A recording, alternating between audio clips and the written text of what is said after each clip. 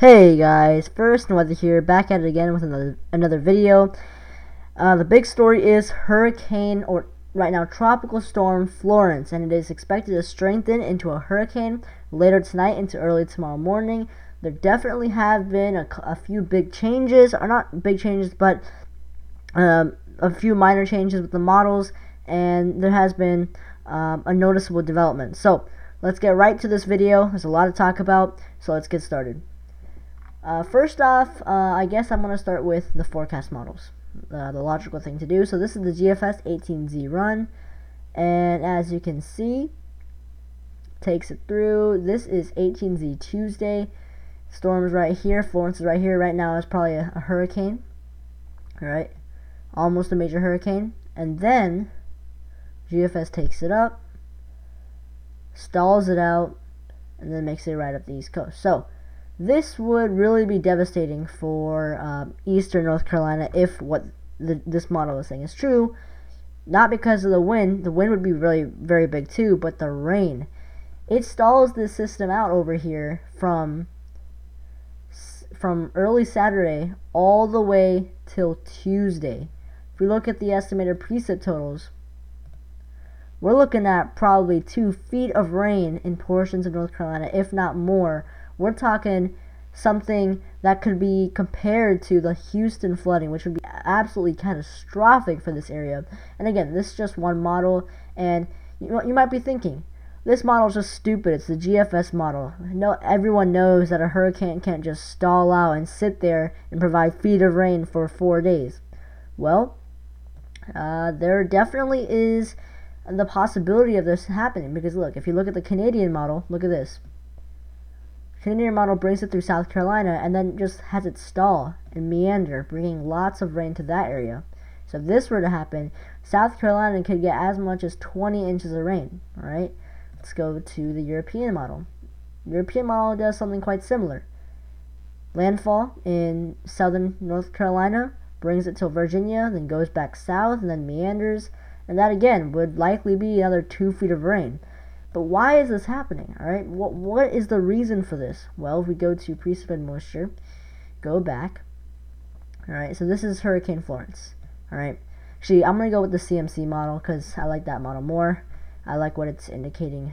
But, alright, so this is 12Z Thursday, alright? The arrival time has been delayed. The system is moving slower than expected. But if we look at the upper dynamics, the upper air, alright? Look at this, alright? The Canadian jet stream, or the jet stream, is way up here, alright? There's literally no steering this hurricane. Everything moves from west to east. Weather systems move from west to east. When you have a cold front in Kansas, you can expect it in about a day or two to be in Virginia. That's just how it works. It moves from west to east. That's what keeps our weather moving. But when you have the jet stream so far north, there isn't anything to steer this Hurricane Florence, alright? So what happens next? Well, it just sits there, alright, with this big ridge over here, steering it this way, alright? As that ridge weakens or moves to the east a little bit, it has nothing to do. It just sits here. There is nothing to steer it. The jet stream, what did I do? The jet stream, let me go back. Let's see. The jet stream is all the way up here, alright? You have one branch right here and the other branch right here, merging right here and going this way. And Florence, the remnants of it are right here, providing feet of rain to this area right here, alright? And so it has nothing to do, and it just stalls out. And so one interesting thing that I want to point out is all 3 main weather models are pointing to Florence stalling out. The GFS, the European, and the Canadian model are all saying that Florence will stall out somewhere in the East Coast or near the East Coast and provide lots and lots of rain to these areas. So flooding could really be a devastating thing here if this were to verify. And I really do think it can with the jet stream so far north, with the high right here stalling it out. That could really be a big problem. I mean, I guess it's not time to go worry right now, go to the grocery store, get eggs and bread, but it definitely is time. If you live anywhere from northern Florida to northern Virginia, it definitely is time to start looking at your your disaster plan, making sure you're stocked up, making sure that you are ready if, big word, if this really does materialize, because if it does, it really could be devastating.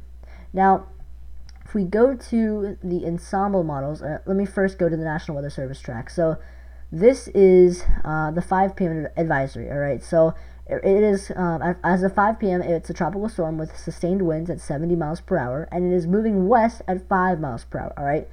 And if we look at this track, we can see that the National Weather Service is fairly confident that it's going to go somewhere around here, and then this is where the big question lies. At the end of this forecast cone, will it go like this? Will it go like this? Will it go like this? Or, sorry, will it go like this? Or will it just go like this? This is a very broad area, so a lot could go on. If you're in Richmond, or if you're in, let's say, Raleigh or Charleston, right? Just a small shift in this track could have big impacts. And I think Raleigh's here, I'm not sure. But if you're in a big city in North Carolina, all right, or South Carolina, or Richmond, or Virginia, all right, let's say this storm, let's say it goes right here, like this, all right. So Charleston would pretty much be devastated with very strong winds, all right. But Richmond would probably be unscathed; they wouldn't see anything. And then North Carolina cities would just see heavy rain and strong winds. But if it went like this, Richmond would probably be utterly devastated with lots of rain, flooding, high winds. All right, so it's a wide area of uncertainty, and it's still too far out to really say where the system is going to land. All right. But one interesting thing I want to show you is, actually before that, what I want you to notice is this M right here, major, all right? Florence has weakened quite a bit in this area right here due to high wind shear and relatively cooler water temperatures. But as it enters this area right here, this is basically hurricane heaven. If you're a hurricane, this is your spot to go to. Water temperatures are in the upper 80s. Upper 80s. Can you believe that? That is extremely warm. And wind shear is going to be very low. Alright, that's basically the perfect breeding ground for a hurricane. And by the end of this outlook, it's a major hurricane, probably a very strong Category 3 or weak to moderate Category 4 hurricane. That is a very strong hurricane, my friends. That would, it's not that often you see a Category 4 hurricane basically forecasted to go right along the East Coast, alright? So that also is quite significant. But now what I want to go to is the ensemble models, alright?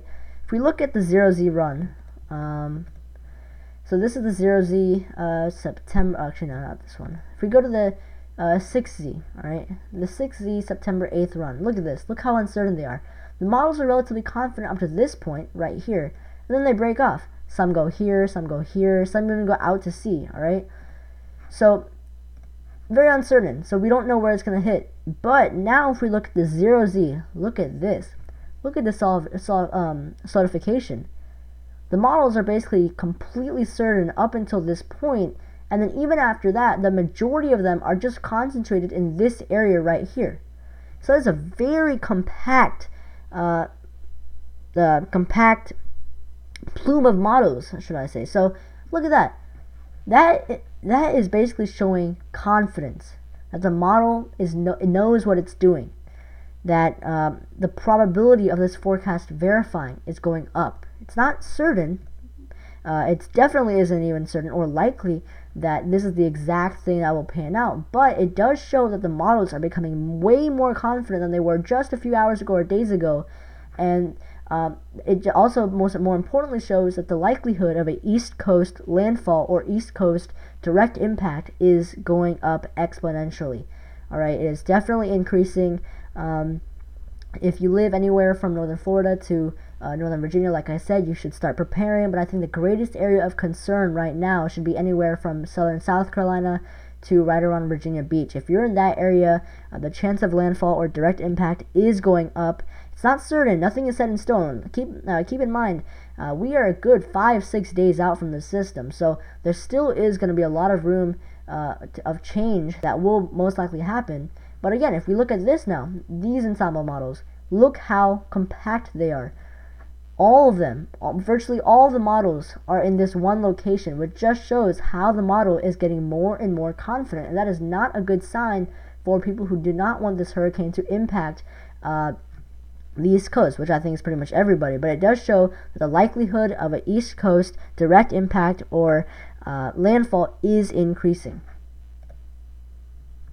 Alright, and as you can see right here, there is a slight split. You can see some of the models are keeping it as a category 4 or even cat 5, and then some are just keeping it as cat 1 or cat 2. So that also will play a big difference, or play a key role in just how bad the impacts are for the eastern United States.